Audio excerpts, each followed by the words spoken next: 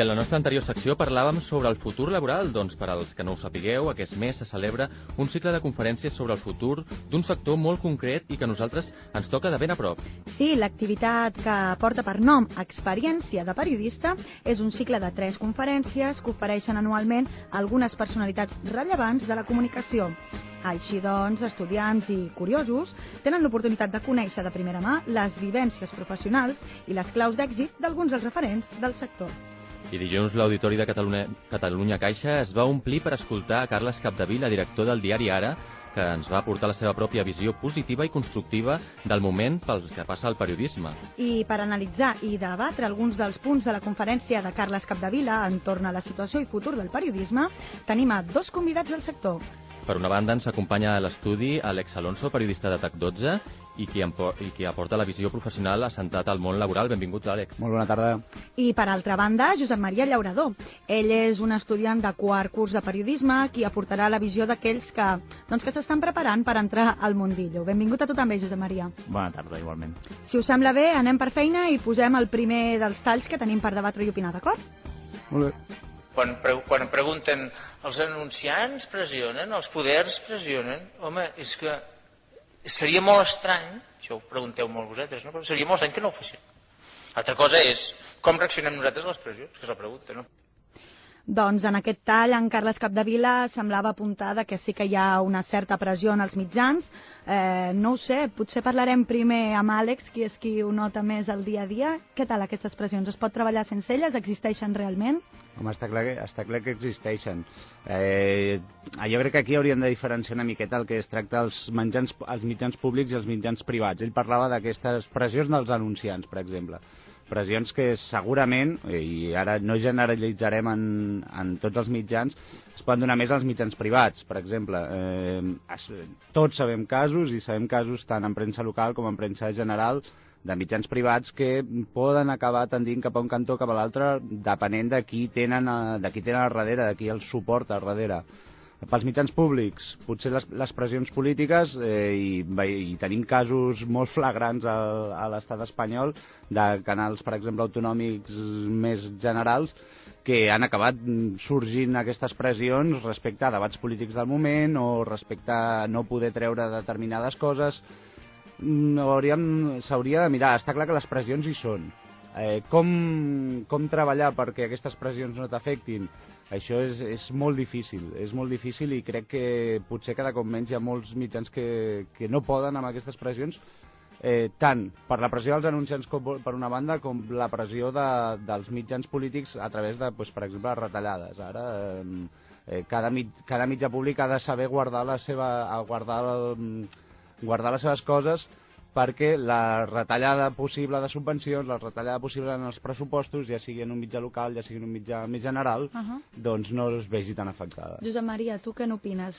Creus que les noves generacions tenim possibilitats d'actuar contra aquestes pressions?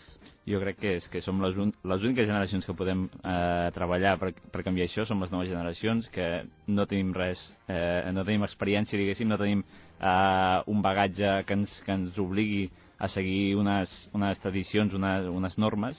Per tant, jo crec que som les noves generacions les que podem dir, ei, doncs siguem independents, siguem periodistes que apliquem la professió periodística d'una manera coherent. Tot i així, crec que és la mateixa pressió la que exerceixen sobre mitjans privats i mitjans públics. Són persones diferents, però no hi ha mitjans independents, diguéssim. Sempre hi ha algú al darrere, sigui un càrrec polític o sigui un partit o una empresa. És a dir, que en aquest sentit tots els periodistes hem de treballar per una mica garantir aquesta honestedat periodística. I aquests canvis els vols fer a través d'entrar en un mitjà ja establert o creant noves empreses o creant nous mitjans? Jo crec que s'han de crear nous mitjans. Molt bé, doncs deixem oberta aquesta possibilitat, tant de bo que surti així. Passem a fer una altra diferenciació. Si parlàvem mitjans públics i mitjans privats, també hi havia una diferenciació que feia Carles Capdevila. Dues coses molt importants, que és que el teu usuari, lector, espectador, oient, el que sigui, pot ser el mateix, de manera que et treus de sobre una mena de prejudici, que hi ha gent que diu el lector d'internet és més superficial, el de paper és més profund. No, és el mateix. Això ho tinc claríssim. I per tant, aprens que ser multiplataforma vol dir adaptar-te a la circumstància del teu lector, usuari, espectador, oient. Doncs ja ho heu sentit, ell considera que és el mateix perfil el consumidor tant de mitjans online com els tradicionals. Home, jo crec que abans d'entrar parlàvem de que potser l'intel·lectual era el que veiem que anava a comprar-se el diari, que el llegia i potser era un altre perfil el que llegia a través d'internet. Jo crec que és just al revés. Jo crec que qui vol buscar, qui realment es pregunta coses, qui realment vol anar una miqueta més enllà i aprofundir en el que està llegint, és el que entra a internet, és el que busca el vídeo o busca o té una hemeroteca digital que pot anar buscant d'on sorgeix aquella notícia, pot anar preguntant-se coses, i el que potser estem tornant una miqueta, el que va comprar el diari i crec que no sé, em sembla que el Capdevila també ho deia l'altre dia, que potser els mitjans en escrit té una vida que serà curta i potser, sí, deia, i ell deia que potser sobreviurien els caps de setmana. Aquest lector de diari escrit, jo crec que cada cop més és aquest lector de cap de setmana que s'aixeca al matí, se'n va a comprar el pa, els croissants i compra el diari, perquè és la tradició de tota la vida. Tota la vida s'ha fet d'anar a comprar el diari i llegir-se el diumenge. I crec, i ara tornarem a no generalitzar, molta gent d'aquesta que es llegeix el diari el diumenge, llegeix el titular, mira la foto, veu que és molt bonic i passa a la pàgina, i passa al següent. Per tant, jo crec que el perfil sí que és diferent, però jo apostaria més a que qui vol buscar més respostes, qui vol aprofundir més, ara mateix és que està entrant a internet i està buscant allà. A mi un dia em van fer una reflexió que vaig trobar molt encertada en aquell moment. Segurament alguns o no la compartiran o potser no hi estaran del tot d'acord, però crec que els treballadors intel·lectuals, entre cometes, no? Estem molt capficats en que tot el món treballa com nosaltres i tot el món viu la vida com nosaltres, no? Davant d'un ordinador, està interessat en tot, i realment vull dir, hi ha gent que no és així. Jo, per exemple, no tinc el costum ni ganes d'agafar diaris gratuïts en paper, però hi ha gent que només s'informa mitjançant això, ni mitjançant Facebook, ni mitjançant Twitter, ni mitjançant cap altra xarxa. Per tant, no crec en cap cas que sigui el mateix lector. El que passa que sí és veritat doncs que hi ha coincidències entre públics, això és evident. Passem, sisplau, a l'altre tall. I és una enquesta que fan uns estudiants americans i una noia que li demanen tu on busques les notícies? I ella diu, jo enlloc. Si la notícia és important, ja em trobarà. Aquest moment és un moment en què descobreixes que l'usuari d'avui, lector, consumidor d'això, li ha passat una cosa molt bèstia, que és que està a les xarxes socials i està esperant que tu arribis allò.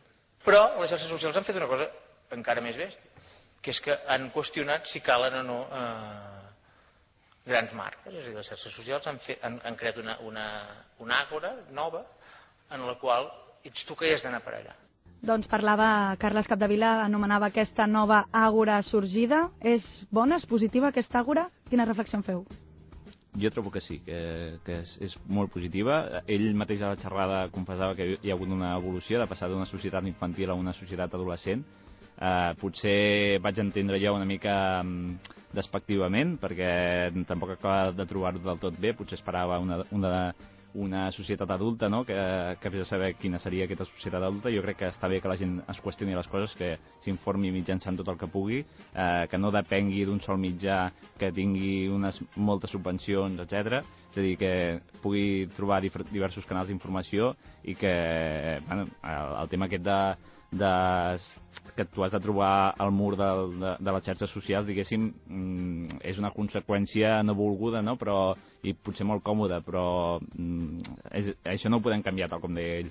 Àlex, Atac 12 heu d'anar a perseguir, entre cometes, una mica l'espectador a les xarxes? O... Bueno, ho estem intentant. Hem de dir que estem començant a fer-ho perquè nosaltres som un mitjà local, per exemple, en què estem en una graella de 50 i pico canals de la TDT, en la qual hi ha des de més canals igual que nosaltres a una escala que va fins a canals molt grans amb els quals realment no podem competir o és molt difícil competir. Per tant, per exemple, nosaltres el que hem de fer és anar-los a buscar a través de Facebook, a través de Twitter, ho dic per les xarxes més importants, n'hi ha 40.000 més, a través de dir oferir-los els vídeos. Nosaltres, o sigui, jo he d'entrar i dir Atac 12 podreu veure això i ho podreu veure aquí. Han sorgit moltes xarxes socials, cadascuna té una funció diferent i totes són iguals. però si la gent hi és allà, jo crec que haurem d'apostar per elles. No sé si s'ha de canviar o no, però el que està clar és que en Capdevila té bastant clar que el periodisme seguirà bastant de temps. Jo crec que és molt important, i més en els temps que vivim ara, que el periodista tingui una visió global de tot. És a dir, a mi em costa molt, potser per deformació professional pels meus orígens, em costa molt veure la gent que vol ser molt especialista. És a dir, jo crec que és bo passar per molts aprenentatges. Hi ha gent que ho aconsegueix, jo trobo gent que s'ofereix. A mi m'agradaria ser periodista especialitzat en no sé què. Hi ha gent que diu, m'agradaria fer crítica literària, però a més de novel·la internacional. Dic, hosti, sí que saps coses, no? El fet que tothom diu, si tothom ja està a Twitter, tothom està al Facebook, dic, justament, si tothom està al Twitter, tothom està al Facebook, tothom està al Pinterest, si tothom està comunicant, necessites algunes marques, algú que ordenin, que filtrin, que organitzin, que resumeixin. No sé què farem els mitjans de comunicació, però farem coses segur, serem útils segur. I ser periodista, en aquests moments, probablement, és la feina amb més futur que hi ha. Diguem, professional, molt difícil. Breument ja se'ns acaba el temps. Té futur el periodisme? És necessari? M'agrada molt això del Capdevila, que és la professió més futur que existeix, però m'ha agradat més aquests punts suspensius que ha fet. Professional, això ja ho veurem. Periodistes, ara mateix, de fet, és que ho pot ser tothom. Ara m'explicaré, periodista, si entenem com a periodista aquell qui explica què ha passat, ho pot ser la veïna del tercer que ara mateix té un mòbil i fa una foto perquè hi ha un incendi sota casa seva, ho penja al Twitter, ho penja al Facebook i explica, escolta'm, ha passat això. D'acord. Professional, això ja ho veig més difícil. Filtres, són els que hem de posar. El que no pot ser és que la gent es quedi amb la veïna del tercer que diu que sota casa seva hi ha hagut un incendi i ella ja ho ha posat allà i ja ho ha explicat. Sempre es necessitarà algú que vagi a preguntar després als bombers què és exactament el que ha passat, per què ha passat, que vagi a preguntar potser als veïns, escolta'm, això ja ho veieu a venir, perquè aquí ja fèieu olor a gas des de fa una setmana i veieu a venir que això podia explotar. Això només ho podrà fer un periodista. Per tant, el que diu el Capdevila, que sempre es necessitaran filtres, sempre es necessitaran periodistes, és veritat. El futur professional del periodisme ja el veig més complicat. Josep Maria? Jo sí que crec que hi ha futur professional, el que passa que depèn de nosaltres, és a dir, depèn de si realment volem sobreviure amb el sou del periodisme, necessitem captar subscripcions, captar ajudes a aquell mitjà. Ajudes d'on? Ajudes diguéssim, de gent que li interessi el mitjà de mecenes, estàs parlant? Exacte, a mecenes o gent que mecenes, subscriptors, diguéssim, no? O com fa VilaWeb o com fa altres mitjans, no? Més enllà de la visió, ja deia abans, elitista de l'ara, que trobo que no hi estic gaire d'acord, no? És a dir, jo crec que sí que tenim futur, però el tenim complicat. Bueno, doncs amb aquesta reflexió acabem. Se'ns ha acabat l'espai per escriure aquesta pàgina en blanc. Us vull donar moltes gràcies per venir i per compartir les vostres opinions amb nosaltres. Gràcies de debò. A vosaltres. Eren Àlex Alonso, periodista de TAC12, i Josep Maria Llaurador, estudiant de quart de periodisme. Doncs si ens hem quedat amb ganes de més i inclús podrien sortir altres debats del d'avui. Sapigueu que teniu les portes del microones oberta i quan vulgueu. Moltes gràcies. Vosaltres. Adéu.